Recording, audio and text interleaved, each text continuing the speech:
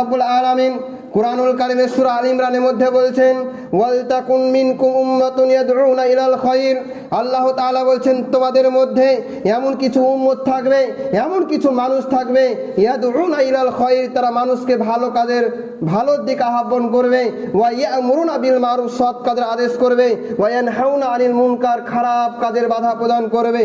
আল্লাহ তাআলা এই আয়াতের মধ্যে বলছেন তোমাদের প্রতিটি মানুষকে ভালো কাজের আদেশ করতে হবে, অন্যায় কাজের বাধা প্রদান করতে হবে। যেখানে কোনো অন্যায় কাজ হবে সেখানে গিয়ে বাধা দিতে হবে এবং মানুষকে ভালো কাজের আদেশ করতে হবে, ভালো কথা বলতে হবে, ভালো উপদেশ দিতে হবে। নিজের ছেলে মেয়েকে হতে পারে, নিজের পাড়া প্রতিবেশী বন্ধু বান্ধব যেই হোক না কেন, সকলকেই ভালো কথা বলতে হবে, কোরআন এবং হাদিসের কথা বলতে হবে।